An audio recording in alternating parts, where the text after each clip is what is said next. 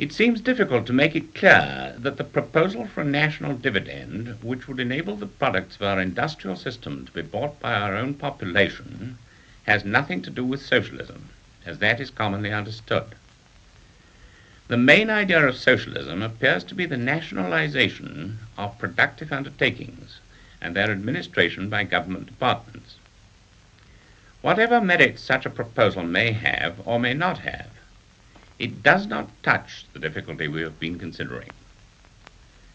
The provision of a national dividend is merely to place in the hands of each one of the population, in the form of dividend-paying shares, a share of what is now known as the national debt, without, however, confiscating that which is already in private hands, since the national credit is in fact immensely greater than that portion of the national debt which now provides incomes to individuals.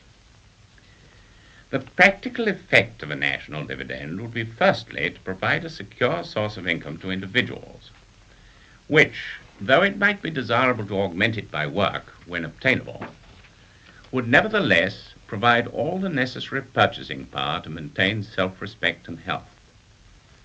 By providing a steady demand upon our producing system, it would go a long way towards stabilizing business conditions and would assure producers of a constant home market for their goods.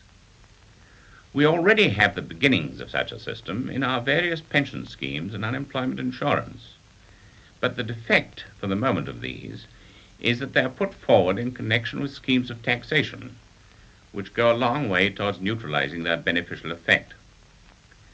While this is inevitable under our present monetary system, it is far from being inevitable when the essentially public nature of the monetary system receives the recognition which is its due, but is not yet granted to it by our bankers. But you may ask with reason why the provision of a national dividend, even if effective in removing the prime motive for aggressive war on the part of Great Britain, would so affect the motives of other nations as to prevent them from making war upon us. I think the answer to this is twofold. In the first place, I believe it to be, while the present financial system persists at any rate, merely sentimental to suppose that a weak nation, particularly if it be also a rich nation, is a factor making for peace. Quite the contrary. It is as sensible to say that a bank would never be robbed if it had paper walls.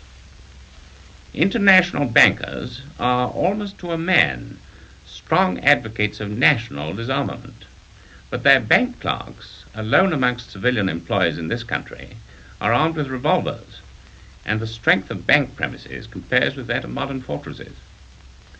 Strength, unaccompanied by a motive for aggression, is a factor making for peace. A radical modification of the existing financial system will make it possible to build up a strong and united nation, free from economic dissension, which would by its strength offer a powerful deterrent to aggressive war. And secondly, the spectacle of a contented and prosperous Britain, willing to trade, but not forced by unemployment to fight for trade, would provide an irresistible object lesson in genuine progress and would, I think, be imitated everywhere. Finally, you may ask why these modifications should not be made. For that, I am afraid, I must refer you to the Bank of England, which is all-powerful in these matters. Mr. Montague Norman, the governor of the Bank of England, which is a private company, described the relations of the Bank of England and the Treasury as those of Tweedledum and Tweedledee. I should not like you to suppose that I am accusing bankers of a wish to precipitate war. Far from it. I am confident that bankers dislike war only less than they dislike any change in a financial system, with which, almost alone amongst other sections of the community, they appear to be completely satisfied. The talk you have just heard was one of a series entitled The Causes of War. The speaker was Major C.H. Douglas, and his talk was recorded in the London studios of the British Broadcasting Corporation.